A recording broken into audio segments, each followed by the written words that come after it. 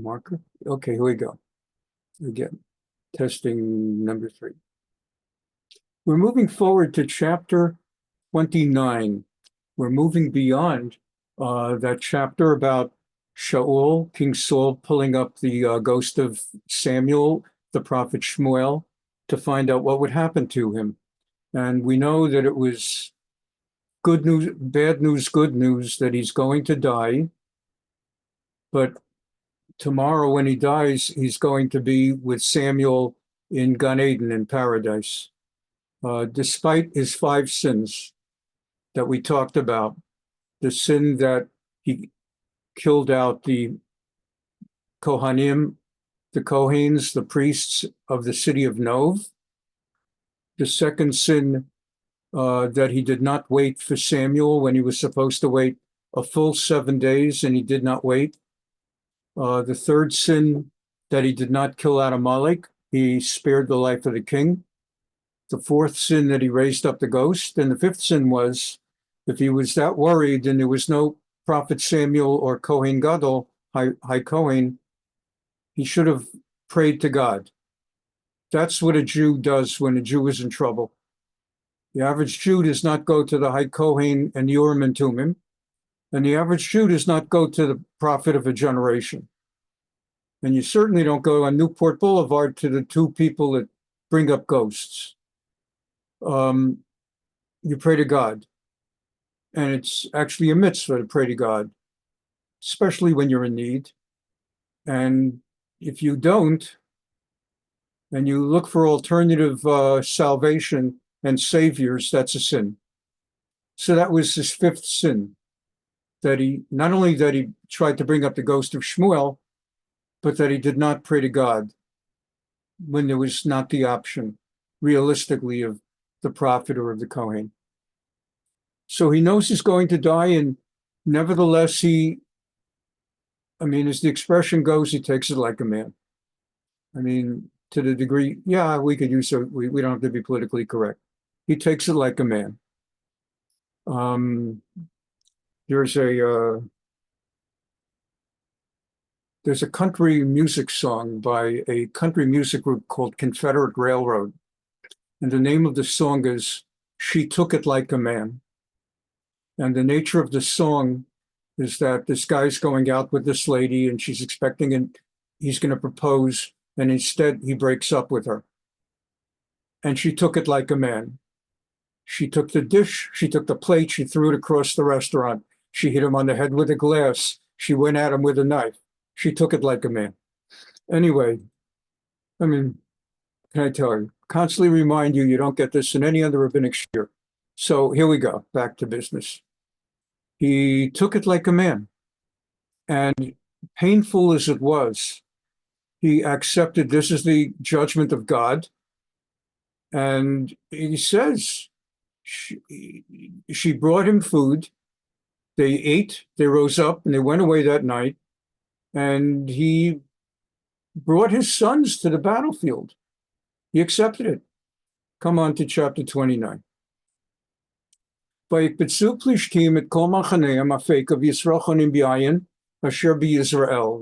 you of the locations here. On the one hand, there's the big picture. This is Israel. The red is the Gaza Strip. In those days, the Philistines lived there. The word Palestine was a name the Romans gave Eretz Yisrael when they wanted to have history forget the connection of the Jews with the land.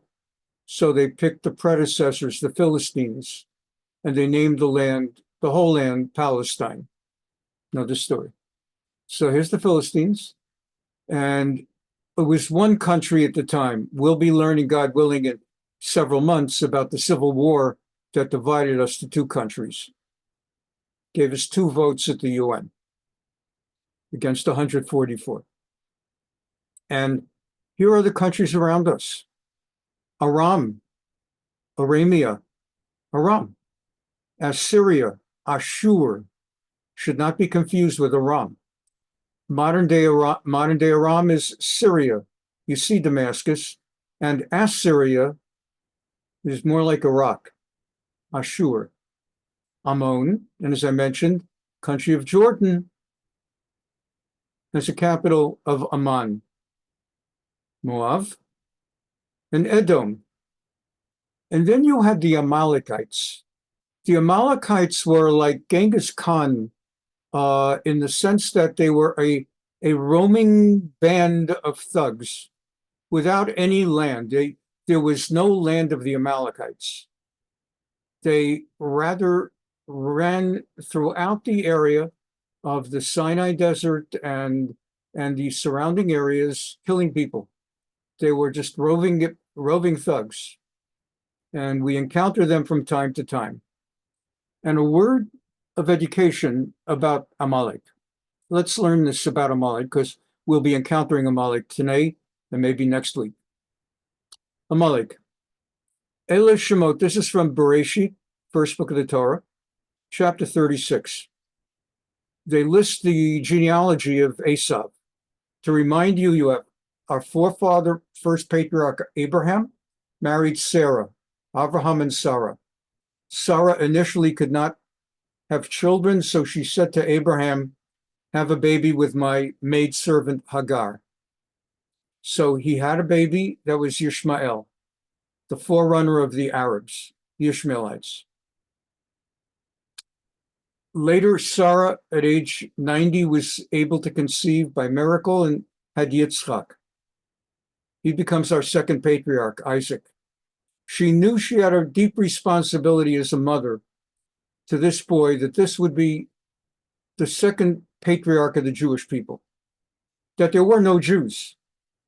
It's not like, well, if my kid comes out bad, there's other good Jews. No, your kid it's everything on your kid, not just your family line, your peoplehood, everything that Abraham and Sarah devoted and created in the world. It's going to be up to Yitzchak to carry. If he doesn't do it, it's all finished. It was all a waste, other than the people that Avraham and Sarah touched in their lives. So Sarah became incredibly concerned that Yitzchak might become influenced by that half-brother Yishmael. And so she said, I want Yishmael expelled from the house, together with his mother, my maidservant. And Torah tells us Avram took to that very badly, and God said, listen to Sarah. She knows what she's talking about. I will watch out for Hagar, Yishmael. They will not die in the desert. I won't let that happen. He's your son. He'll be the king of generations. There'll be kings coming from him, 12 kings. But you've got to have him leave the house. And so Isaac grew up in innocence as our second patriarch, and he married Rivka. Abraham very, very carefully managed with his major domo, Eliezer, to pick just the right kind of wife for Yitzchak, because he had to have purity. He alone, among all the people of our patriarchy, never set foot outside of the land of Israel. And then, because he was born in Israel, he died in Israel. And then he gave birth with his wife Rivka. Rivka gave birth to twins. In the only time she had a pregnancy. And that was Yaakov and Esav. And Yaakov came out righteous and Esav came out otherwise. So the Torah, because Esav is a descendant of Yitzchak, the Torah devotes space. You know, there's a thing with supermarkets called shelf space. And companies fight for shelf space. Here in Southern California, we have Ralph's, Albertsons, and Gelson's, among others. You go to a Ralph's or an Albertsons, there's just so many Coca-Colas, Pepsi-Colas, ginger ales, and secondary companies. And likewise, there's just so many kinds of bread. And there's just so many cereals. And you look for things, and sometimes they're out of it. Sometimes they're out of it because they did bad stocking. And sometimes it's that they don't carry it because their shelf space is precious.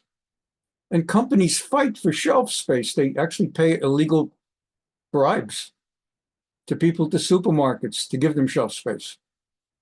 companies actually hire different distributors who are better at getting shelf space. Like we had in our shul, the chief financial officer and vice president of Monster Energy drinks. And he was telling me how they changed distributors because they were using a distributor whose job was to get their stuff into all the supermarkets and everywhere else you find Monster. And they moved over to the company that distributes for Coca-Cola because they were better at getting shelf space. That shelf space is a big thing. Torah has shelf space. Not everybody gets shelf space in the Torah. Not everybody merits having their descendants listed in the Torah.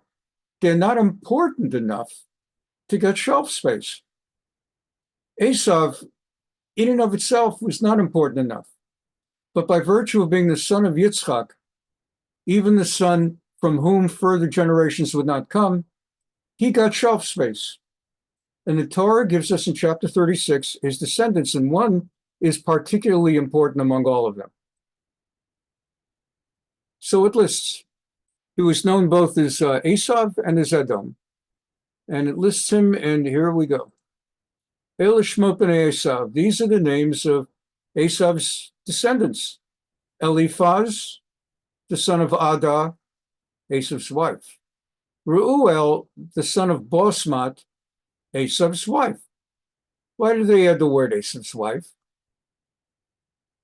Elisav, did you say Eliphaz, son of Adah? Reuel, son of Bismat. Why did you say son of Esav's wife? Because he also had a child with a Pelegish, a concubine.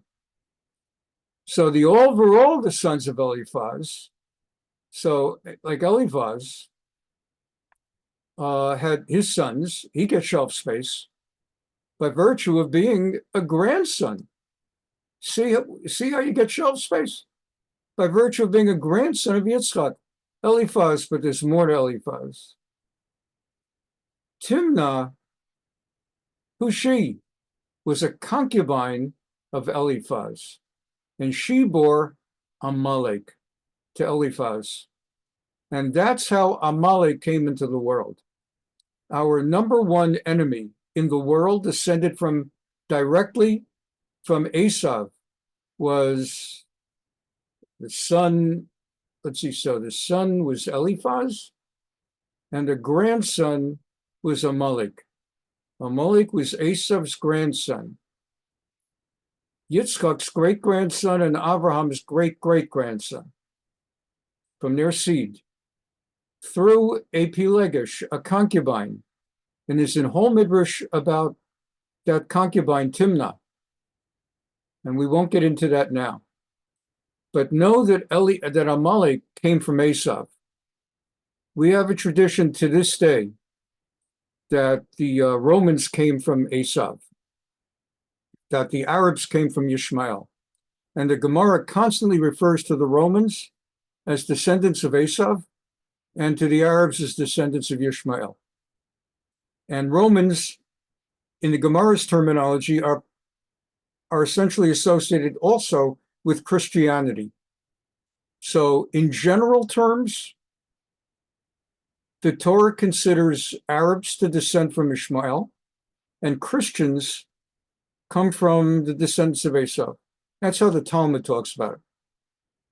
Because Esav was the progenitor of Amalek and of those who came to Europe and eventually became Rome, yada, yada, yada. Let's continue. And this is important to go into. So let's remind ourselves of the map of number one, so you got Israel, the Gaza, and Amalek is all over the place, but primarily southern Israel and south of Gaza, like where Egypt is, and a little bit in Edom, just ransacking and running amok wherever they can. Meanwhile, to refresh your memory, the Philistines now are going to battle, and they moved up to Shunam, and Saul brought his armies to Gilboa. It was in neighboring Endor that he met the woman of Endor, or Ein Dor with an iron, who brought up the ghost or didn't bring up, but we talked about that. And then we've talked about Esav, and we go back. So the Philistines now are gathering to go to war. And the leaders of the Philistines, the lords, came by the hundreds and thousands. And you saw the Spartacus scene that I showed you to give you a feeling of what that must have looked like to Saul. And David, remember, David was with Achish and the Philistines that are making war on the Jews. We learned that David had abandoned Israel. He would run away to save himself from Saul, who was trying to have him killed. He found sanctuary in Philistine land with Achish and persuaded Achish that he's anti-Israel. Achish believed him and even invited him to be the chief of his guard. David begged off and convinced Achish, you don't want me in the capital with all my 400 men. Let me go south to Tziklag. And Achish agreed. So while Achish was based in Gath, David went to Tziklag, close enough to get back to Achish, but far enough away that David was able to do his own sorties, like running around Amalek and attacking Amalek and other countries or sub countries and living off their spoils. So ostensibly he's part of the Philistines, but he's been sort of sent away because Achish has advisors who say, we don't trust David. He killed Goliath. We don't trust him. So it worked out well. They were right not to trust him. Achish was wrong to trust him. In all, it was just as well that David did not have to put himself in a horrible position of either telling Achish, I'm leaving, which might have put him at war with Achish, or have to fight Israel and kill Jews. I mean, so he got off the hook. So therefore, his men passed on the back. Again, the officers of the Philistines said, what are these Hebrews doing, David and his 400? And Achish said, this is David, Eved Shaul Melech Israel, Asher Hayati Ze'amim Zeshanim. This is David. He's the servant of King Saul who wants to kill him, and therefore has been with me for years now. He's a good man. I have found no fault in him. Lo matzati bo mumah. Miom naflo ad yom hazeh, from the day that he abandoned Israel. He's been very loyal. He reports to me all the time, whenever he comes up from Tziklag, how he's been killing Jews in southern Israel. And it's all not true. He's been killing Amalekites. No, by Shmuel Sari Plishtim, the officers of the Philistines said, you are wrong.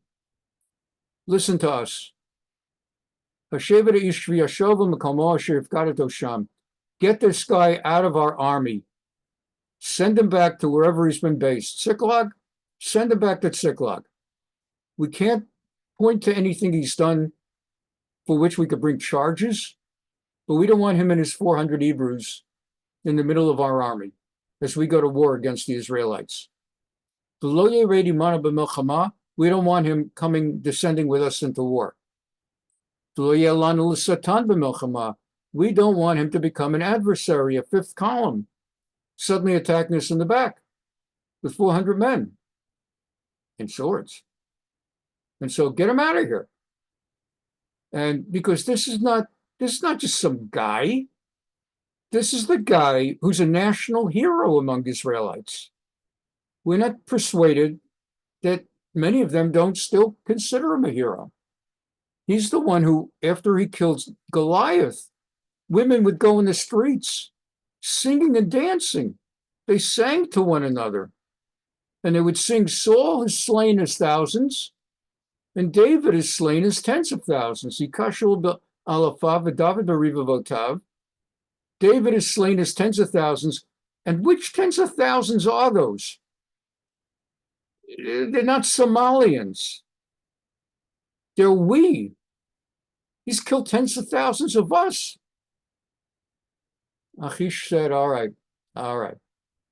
called in David, and he said to him, I swear by the Lord, your Lord, I swear, you've been upright. You've been upright. You're going out and coming in with me, and the host is good in my sight. Everything you've done, I don't know how to tell you this, because you've been completely loyal. I have not found evil in you since the day you came here. Nevertheless, the Lord's favor thee not. I don't know. You're going to have to leave the army. It's like you're being put on administrative leave. I'm not firing you. We're putting you on administrative leave with full pay. Because that happens sometimes in stuff. Go in peace. Honestly, I have no complaints against you. Thou displease me not. Lech b'shalom. Be in peace. Lo ta'aseh rabbe nesonei plishtim. And don't do anything to give them to give them an opening to speak bad. Just behave yourself. We've got a war. When the war's over, you'll join me again. We'll straighten this all out. I know you're heartbroken. I know how much you wanted to kill Jews. It'll just have to wait. You'll have your opportunity. And of course, what's going through David's mind is, thank God, what a miracle. How God brings miracles in the strangest ways. That if Achish himself would be saying, I have to leave the army because he doesn't trust me, he might even have his men kill me or lock me up. How God makes it that the king who has all the power loves me, but his secondary officers say we can't do it with him. So the king gives in to them and sends me out. I mean, this is like a miracle. It is a miracle. It's only like in the sense of San Fernando Valley, where the word like doesn't mean anything. So it's like, I don't know, miracle. But it is a miracle. Vayomer David Achish, Kimel Asiti Umamatz. He soups it up. He juices it up. David said, what have I done? What have you found in me? So long have I been here, that I may not go and fight against the enemies of my Lord the King. Notice he doesn't say against my enemies. That he's like in a kind of quirky position. He will not call the Jews his enemies, but he will say it in a way that it's not, I want to go against your enemy. What have I done? You're breaking my heart. I was so looking forward to this. And you've all been in this position. I'm sure you've been in this position, whether it's work or something else. And the boss says, I wanted you to do this 25-page summary judgment motion. That was going to mean, like, for the next 2 weeks, I have to cancel my honeymoon. And then the boss comes in like the night before I got to get started and says, look, we just settled the case. So you don't have to do the summary judgment motion. So what do? You never say, oh, great, now I can have a vacation. You say, damn it, pardon the expression. You say more than that. I'm actually being rabbinical by saying, holy damn it. You say, damn it, I was looking forward to drafting that summary judgment motion. I was working about it. I was dreaming about it. I did the research. It's such a winning argument. I'm so disappointed you settled the case. We were going to win in court. All I needed was 2 weeks of 24 hours a day, 160 in 336 hours. I could have a summary judgment motion that would be unbeatable. And really, I'm upset that you settled this case without asking. And what you're thinking to yourself is, thank God. Oh, thank God they settled this case. I was so not looking for, not only was I not looking forward to settling, I don't even look forward to working in this place. I'm not even looking forward to coming back after the vacation. If the only way I can get out of here for 2 weeks is a honeymoon, I'll just keep marrying someone else every 2 weeks just to stay out of this joint. But how do you play it? You play, oh, I wanted to pray. Oh my God. It's the same thing, when I was in my previous congregation. and they would give me something to do that I didn't. My first job ever was like, I have to go to the women. This was in Jersey City, and they had like a women's group, the women's club it was called. And the big thing of the year was the Strawberry Festival. And they wanted the rabbi. I'm a brand new rabbi, just out of yeshiva. Imagine, I've been sitting and learning Torah and Talmud and Midrashim, and I'm a great, for a kid, I'm a pretty good Torah scholar by now. I've got a lot to go, as I can tell you now, 50 years later, 40 years later, there was a lot more to learn. I've got another 40 years to go. But I was like a scholar. And here I am with my first rabbinic position, and I'm thinking I'm going to be able to imbue them with all this learning. And all they're concerned about is we're having the Strawberry Festival, and it's for the women. It brings 30 or 40 women, and we always have the rabbi come and recite a blessing on the strawberries. A blessing on the strawberries. It's like, I can't begin to tell you how that first moment defined my entire rabbinic career until you, the wonderful members of this class, came into my life. Blessing strawberries. Oh, give me a rhizome with a buffalo roam. And I mean, to start with the strawberry brachas, and none of them even knew to answer a main. Don't get me started with the strawberries. So anyway, and then the big debate. Then the big debate is, do we put sugar on it or sour cream? Rabbi, what do you recommend? What do I recommend? So here we go. So he's saying, and he's souping it up. Instead of just going and saying, okay, whatever you say, oh, I really wanted to do it. What did I do wrong? I was looking forward to fighting your enemies. Okay. Achish says, I know it. I know it. I know you're a good man in my sight. Yadati ki tov ata b'eineka malach Elokim. You're like an angel. You're like an angel of God who was sent by God. Doesn't realize God sent him an angel of death for his purposes. Oh, you're like an angel of God. What can I say? Notwithstanding, the princes of the Philistines have said, you shall not go up with us to battle. I got to keep my men happy. Therefore, rise up early in the morning with your servants and just go your way and depart. Lechu v'alechu. So David got up early with his servants. Lalechet baboker lashuv el eretz plishtim. So David rose up early, went to the land of the Philistines, and the Philistines went to the valley of Jezreel.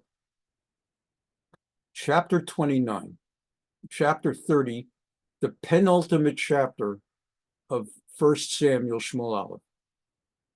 The next to last chapter. A lot of stuff going on now.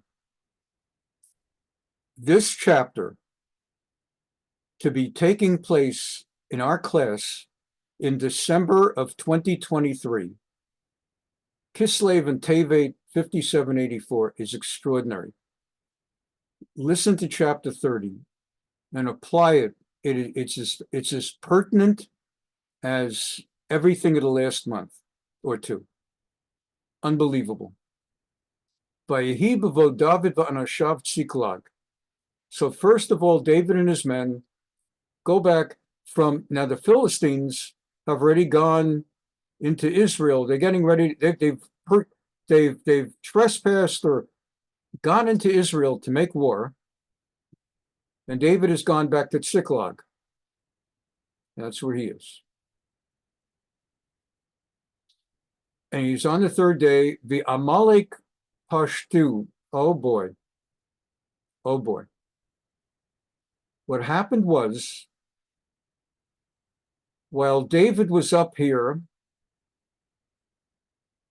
getting ready to go to war ostensibly against the Israelites, together with Achish and his men of the Philistines, while he and his 400 men were up here, they left their wives and children here in Tziklag. They were up here, no telephones, no Zoom, no smartphones, no communications.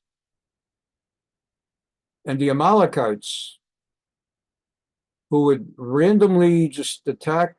Here's Tziklag, and there's the Amalekites. Sometimes they're attacking southern Israel, the Negev, sometimes Edom, sometimes here. The Amalekites pashtu. They came out to attack, and there were no men there. The men had gone to war with Achish and the Philistines, ostensibly against Israel, leaving behind their wives and children undefended. And they came in and they grabbed hostages. I kid you not, straight out of the news today of the last 2 months, they grabbed hostages. Bayom HaShlishi, the Jews were away for 3 days. David and his men came back on the 3rd day. The Amalekite pashtu, the Amalekites spread themselves out, El Negev el Tziklag. They attacked the Negev, which we learned is the name for southern Israel. So that's over here. The word Negev, we said, Minagev is to dry, Linagev is to dry up. Negev is dry. The desert is dry, so the southern Israel is known as the Negev. A towel in Hebrew is called the Magevet. The Amalekites spread out in the Negev, and they raided there, and they raided here, the land of the Philistines, including Tziklag. By Akut Tziklag, they destroyed Tziklag. By Israfu Otah Ba'esh, they burned down the city. Imagine some images you've been seeing with me on Sundays of what's going on in Gaza. But frankly, why compare it that way? After all, Israel is righteous in bombing Gaza into rubble until Hamas surrenders and gives up their hostages. Let's compare it to how Hamas burned down kibbutzim. They just came and burned down the kibbutz. After they murdered the people, beheaded and raped and slew and put babies in ovens, they burned down the kibbutzim. So the Amalekites burned down Tziklag. There wasn't a home left. What about the people living there? The wives and children, vayishvu. It's the same word that's used in the daily newspapers now in Israel. Vayishvu. Et hanashim asher ba mikaton vat gadol. They took all the women, from young to old, girls to grown wives. Lo hemitu ish. They did not kill anybody, unlike the Hamas people. They took everyone hostage. Vayin hagu vayalchu l'darkam. And they took them all back to where they were based. They didn't have their own country, but they had their own encampments. They took captive the women, all with them, small and great, slew not any, carried them off, went their way. Well, David and his 400 men come back, all celebrating that son of a gun, we don't have to fight against the Israelites with Achish, or we don't have to tell Achish we have to make war against him. Now let's celebrate with our wives and kids. They arrive in the city. The whole city is burned down. There are no wives. There are no children. There are no sons. There are no daughters. Everybody's captive. Whether you want to call them hostages, the implication of a hostage is that they're taken with the intent that they be returned as soon as someone pays the bounty, the ransom. And then there's captives, where maybe they don't have any plans to return them at any price, but basically we're going to add these women to our harems, and these children, we're going to make them Amalekites. Now, what's the mindset now? What's the debate now? The debate now is, should Israel, let's talk now, without getting too much into now, because I'm very careful never to let our Torah classes just devolve into discussions of current events. Sometimes you do that Sunday, sometimes you don't. But you won't feel you learned Torah with me, and I will not have taught you Torah if I spend all the time talking politics. But I often bring up some contemporary things like here, where it's just impossible not to notice and learn from it. The big debate in Israel right now is, should we intensify the fighting in Gaza and bomb the hell out of them and kill whoever to kill, not innocent people, but if there's collateral damage, so be it. The hostage, I mean, Hamas is hiding its human shields behind women and children, and their tunnels are under houses and all this stuff. And there's one side that says, bomb the hell out of that place in order, number one, to put Hamas permanently out of business, and number two, to liberate whatever hostages we can find. And then the other opinion is, stop everything. Forget that the UN is calling for a ceasefire.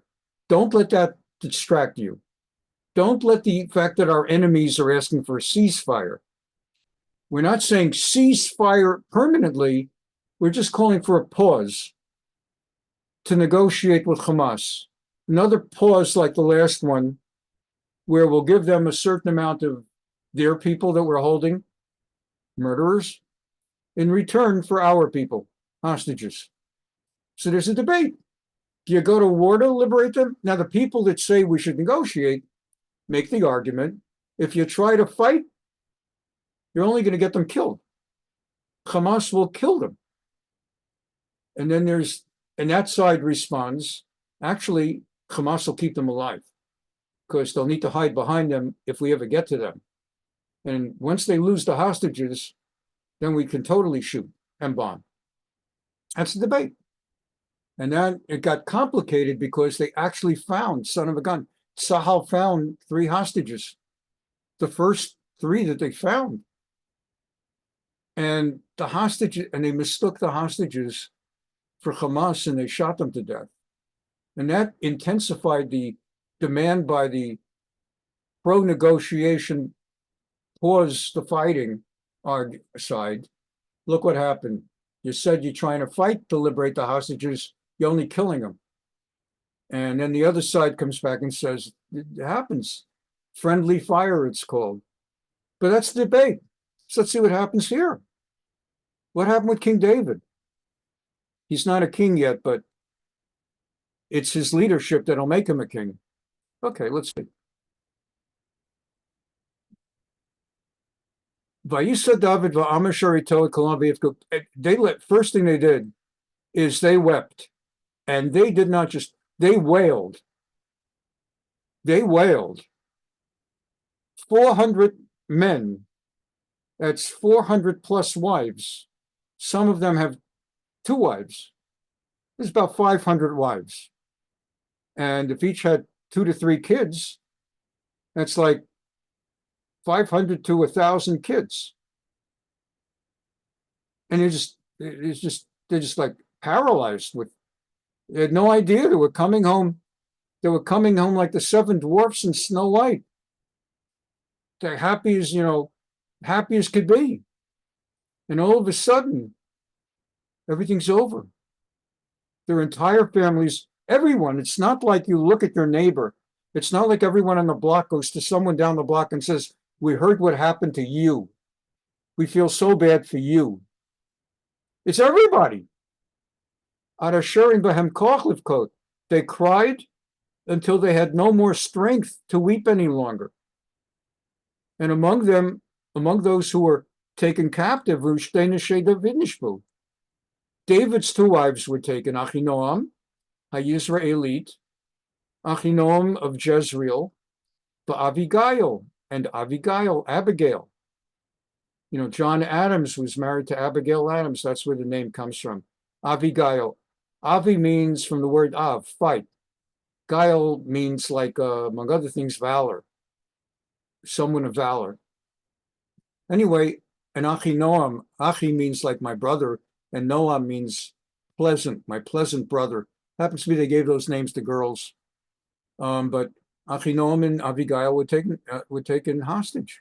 That's Achinoam, the Jezreelite, and Abigail, Eshet Naval HaCarmeli, the widow of Naval, who we learned about in Carmel, that incredibly gruff boorish lout who ended up dying of a stroke when his wife told him that she'd given all those goods to David and his men.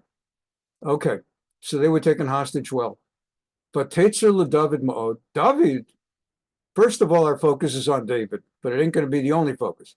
But Tetzer David Ma'od, David is just full of tsar, like the word tsaris. He's full of tsar. He's just in enormous distress. And part of it is now he's got a second problem. Again, if you follow the daily news, and if you don't, that's why I get paid the big bucks to tell you. Right now, like in Israel for the last month and a half, Benjamin Netanyahu is like among the most hated people in the country. Before October 7, every single poll, and they do a poll every week there, because the news media in Israel want him out. They want a liberal left-wing government. So from the moment that Netanyahu got elected, they've been doing polls to see that they show that if elections would be held today, his government would be out of power. And it's like every week. But he's been doing very well in the polls. After October 7, he collapsed. He went from 50% to 23%. Right now, if an election were held today, Benny Gantz would be elected prime minister. Netanyahu has nothing more than 23%, and there's already movements that Netanyahu, in the midst of war, should resign. So there are a lot of people in Israel now that they blame him for everything. For years, they blessed him as the guy who was able to keep things. We had to go to war with Hamas, and then we'd have to mow the lawn, and 3 years later, there'd be another war, and this is going every 3 years. But what he did was he created a situation where his sons did not have to go into Gaza and deal with street-to-street fighting and sniper fire and lose hundreds of men. And everybody loved him for that. And then it turns out that because we didn't go in, because Israel did not go in and really eradicate them, they kept building more tunnels. They kept building more tunnels. They kept gaining more armaments and learning more how to build them. And now everyone in Israel, except for 23%, are going around saying, I told you so. I told you we should have killed him. I told you Netanyahu was wrong. You know what people are. The same ones who were saying, I blessed him for helping my son not have to go to war. Now it's like, I told you should have done it. Told you should have done it. And this is what David now finds. That's what they're going. It's your fault. It's not even the fault of the Amalekites. You're the one we're blaming. We 400 came to fight with you. We thought you were a leader. Look what you've done to us. We're not even living in Israel. We're living in Philistine land. We were members of the Philistine army. What the heck are you doing with us? So for David, he was greatly distressed, not only because his wives are taken, but ki amruha amlusaklo. Even worse than, like in Netanyahu, the response is, we're going to vote against him. That's not what they're saying here. For the people spoke of stoning him. David's worst problem should be that he dropped in the polls. You drop in the polls, you could always go back up in the polls. They wanted to stone him to death because they all lost their wives and kids. And it's like there's no one, it's not just a few of them. And they're feeding on each other. Look what this guy did to us. We put our faith in, he's not such a good leader. This isn't what we signed up for. And now what? Himara nefesh kol ha'am, ish abanav yabnotav. They're bitter of heart, they're bitter of spirit for their sons and daughters, whether they have one son. The word banav is spelled, actually, if it's plural, if the word were a singular, that you're crying for his son, singular, it would be bano.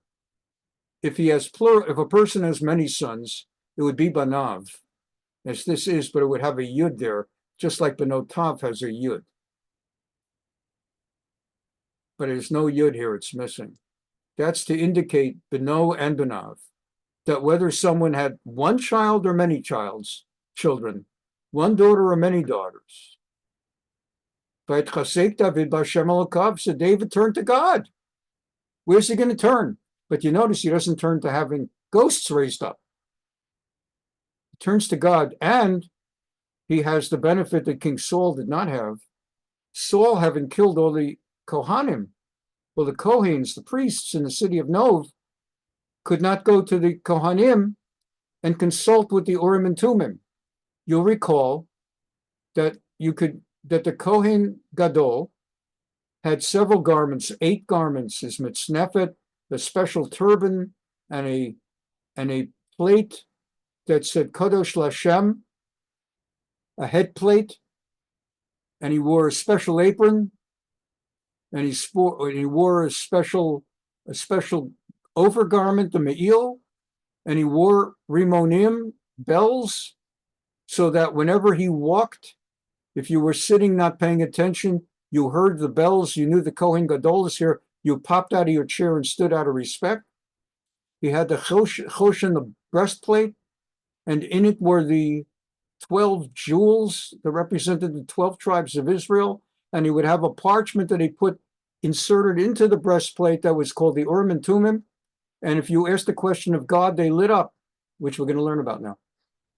And so David, did what King Saul was supposed to have done, had he not killed out the Kohanim, and had Shmuel not been dead, supposed to consult with the Kohanim. So David didn't know what to do, but he knew who to ask what to do. So, Vayomer David el Evyatar Kohen ben Achimelech. So David went to Evyatar the Kohen. All these crazy English names are because of the King James Bible. And they had a rule of transliterating. I mean, like, you can't write the word Evyatar, Evyatar. You have to call him Isaac. You can't write Yitzhak, Yitz, etc. You have to call him Jacob. You can't write Yaakov. They had a rule on how to transliterate him. You end up with Abiathar and Abigail instead of Abigail. Okay. David is a curious one because it's pronounced David and it's spelled David. All right. So David turns to Evyatar the Kohen. Hagishan Ali, please bring now your ephod. By Hagish Evyatar at the ephod el David. Evyatar came prepared to be asked to consult with God. By Yashal David Bashem Lemor, and David put forth this question. Erdof acharei hagaduda zeh? Should I pursue this Amalekite battalion? I mean, they took our wives and kids. Like, should I negotiate? Should I give up? Should I pursue? Ha'asigenu? And if I do pursue, will I catch them? Vayomer lo Ridof. And Evyatar asked the question of God, and the lights lit up in a way that only the Kohen Gadol could know. And he understood that God's answer was, go for it. Indeed, should you pursue them, Erdof, the letters Resh Daled Fe, Resh Daled Fe, and the answer is Ridof. That's the same verb. The first one is a question, first person future, first person singular future. And the response is a command. Do so. Ki hasek tasik, you shall indeed catch them. Bahatzel tatzil, and you shall indeed rescue everyone. So no negotiations, no exchanges of prisoners. Go to war, kill them if you have to, and get those prisoners back. You'll succeed. Vayelech David, we're going to learn. I don't know if we'll have time tonight. If we don't, as it seems we may not, we will learn next week, as we did about 3 months ago. We'll review it. The process of asking through the Kohen, asking God what to do, and God answering. Vayelech David hu v'shesh me'ot ish asher ito. I've been talking about David having 400 men. The group had grown, just as our class has, to 600 men. Vayavo ad nachlab sor vanotarim amadu. Very interesting. The 600 men reach a brook. This brook is like a geographical point of space that can be forded. They can get across it, no problem. They don't need a miracle for a sea to split. They can get across the brook, but it's a geographical point where 200 of the 600 men can tell David, we don't mean to wuss out, but we're not afraid, but we're out of breath. We're out of steam. We can't make it. We just can't keep going. Keep in mind, you're not going in tanks. You're going by foot. And we just can't go. We're out of it. We can't do it. And David says, you know what? We do need people, as it happens, frankly, we need some people to stay behind anyway to maintain a lot of our possessions, a lot of our things that we carried with us, but cannot carry into the home stretch of the battle. To use modern terminology, imagine they had rifles, imagine they have other things, and there are certain items they're going to leave behind because now they have their arms with the rifle. They can carry bullets, and they could carry an emergency tourniquet and maybe a small thing of food, but basically have to leave most of the food behind. Now they're going for the kill. And David says, we do need some people, frankly, to stay behind and keep an eye on everything.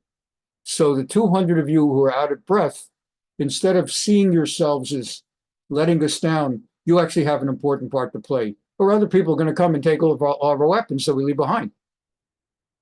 So you stay behind. And it's very important that I'm telling you this, because this plays out importantly to understand that these 200 have a role to play. Okay. So David says it's all right. Rav Dov David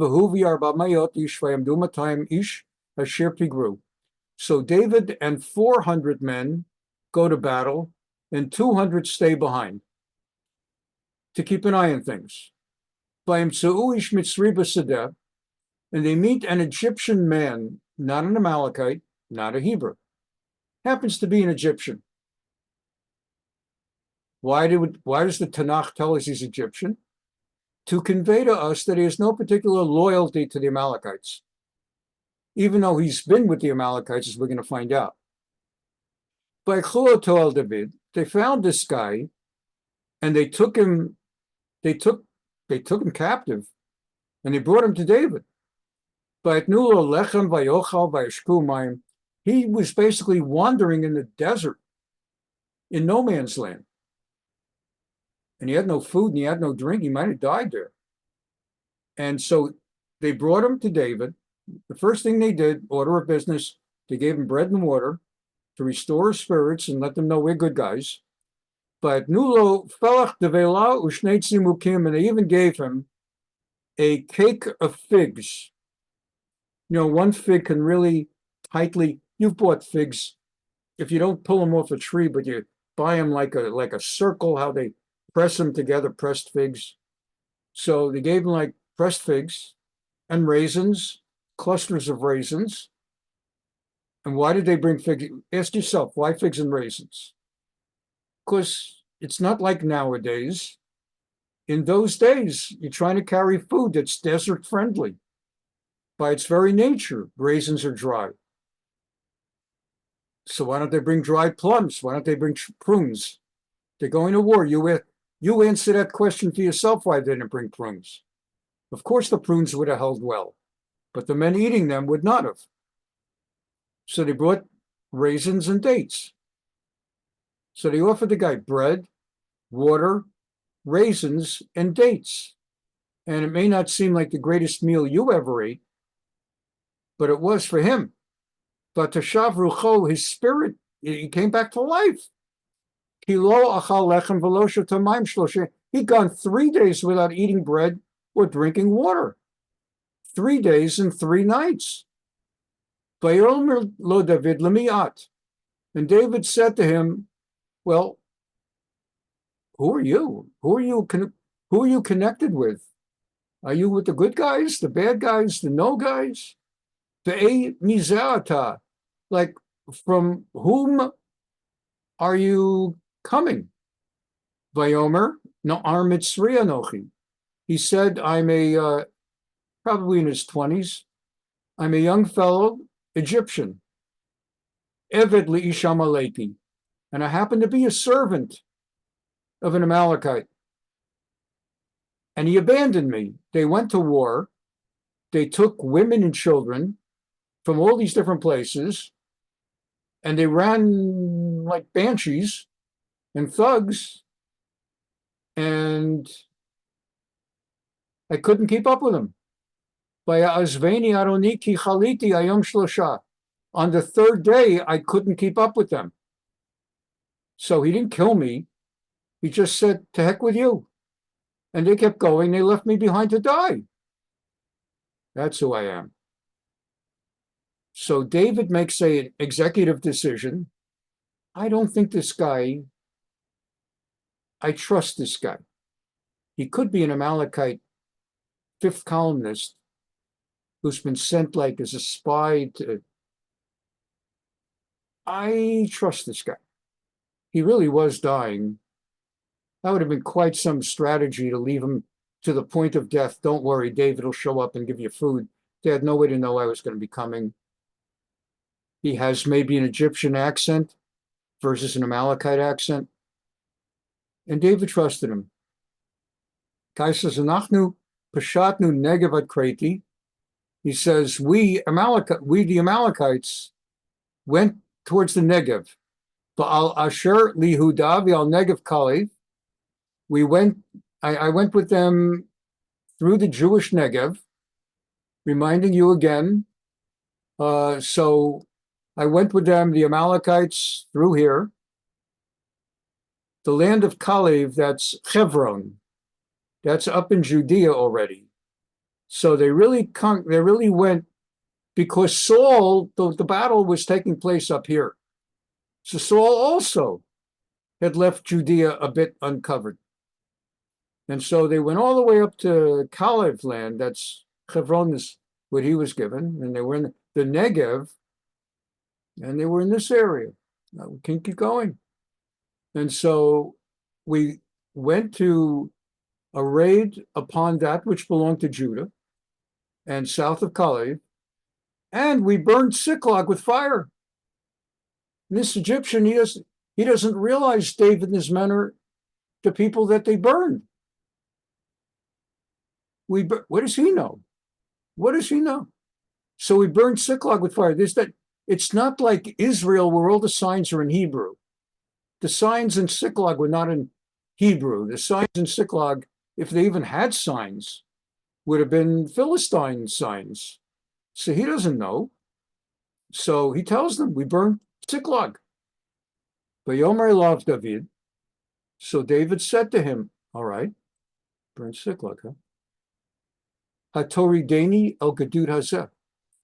Would you be willing to lead my men to wherever that Amalekite battalion happens to be based? You know where they're based. You may not have been able to keep up with them in battle, but they obviously came back to their base with the women and children they took.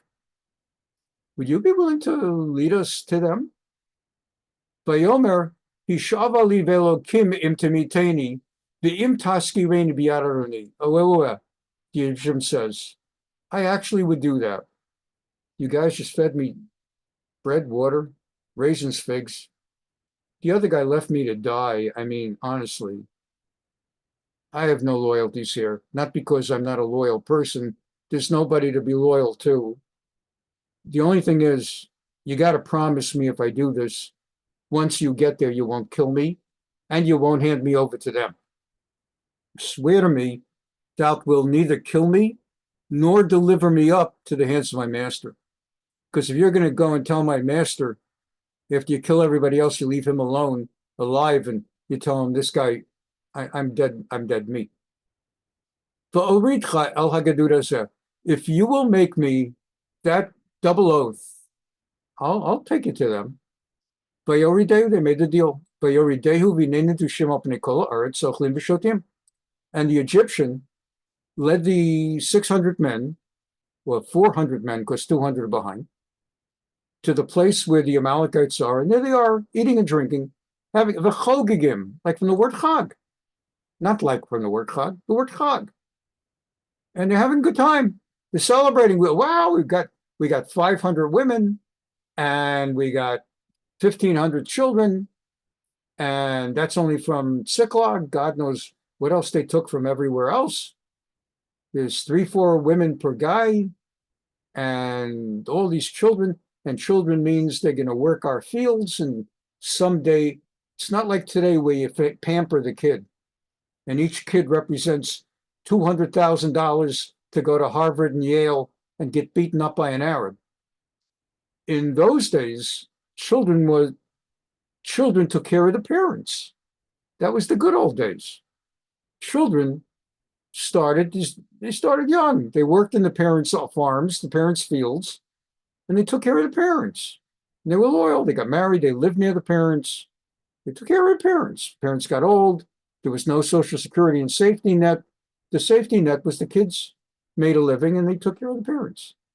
And that's how people did it until the modern times.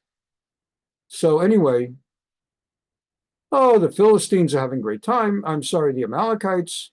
Bechol hashalal hagadol, with the whole bounty, the spoils, the bounty, is what they're celebrating. Asher lakchu meretz Plishtim and meretz Yudah, that they took out of the land of the Philistines and out of the land of Yehuda. We're winding down. Vayakem David mehaneshef yara erev lemacharatam. Over the next 36 hours, and some say 60 hours, either 1.5 days or 2.5 days. That night, the following day, that night, and some say the following day and night. So either 1.5 days or 2.5 days, David's men just fall upon these Amalekites and wipe them out. They wiped them out. Below Nimlat Mehem Ish. Not a single one of them came out of that alive. Kiyam Arba Mayot, except for 400. And we're going to talk about this, God willing, next time. So I'm going to ask you to just briefly, one time before our next class, to review quickly the English, just so you're fresh on what we learned today. They wiped out all the Amalekites, who would have been thousands, because this was a serious army doing serious damage. Only 400 men survived from among their thousands, who raced away on camels. Nowadays, it would be horses. We don't think of camels that way. Nowadays, we think of camels basically as an animal for which you pay somebody to take your picture, right? The idea of a camel today is you go either some zoo or you go to the Middle East and they have a camel thing, and there's some Arab with a camel, and you pay him 20 shekels, and he helps you up on the camel and he takes a picture of you. Or many times the Arabs will say, there's no charge at all. We're glad to do it. You're our cousins, and Habibi. And they help you on the camel for free, and they take your pictures. And then you say, can you help me down? That'll be 20 shekels. And so that's how that's scored. That's how it is with our cousins. So anyway, our cousins. So we don't think of camels as like racehorses, but with the Arabs, they actually have camel races. Until recently, Bahrain and all of those United Arab Emirates have started buying thoroughbreds to have Kentucky Derby style races, but they used to have camel races. They still do. So 400 fled on camel, and the rest was slaughtered. And we're wrapping it up now. I'm sorry we went a little over, but we're basically done. Vayatzel David et kol asher lekhu Amalek. David saved everyone whom the Amalekites took.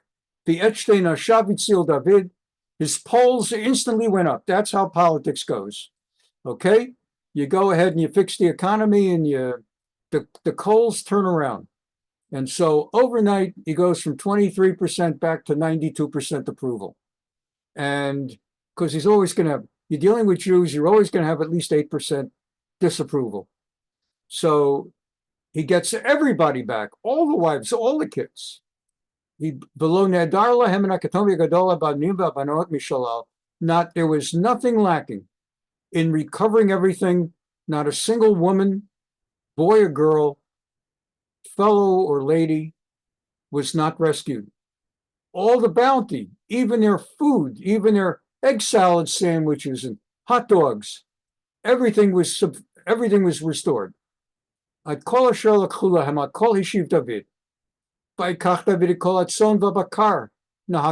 their sheep and cattle that the Amalekites took, they took back. And not only that, but on the way back to Tziklag, he even took the sheep and cattle that belonged to the Amalekites, the Amalekite sheep and cattle, for which there was not a command to exterminate them, as had been with King Saul. So in the end, he brought him back. And because of time, and only because of time, I'm going to break right now.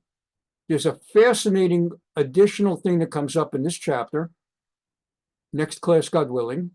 And there are many additional midrashic and Talmudic things hidden in this chapter that bring it so much deeper than what we learned. So God willing, that'll be our next class. Now, very briefly, next week only,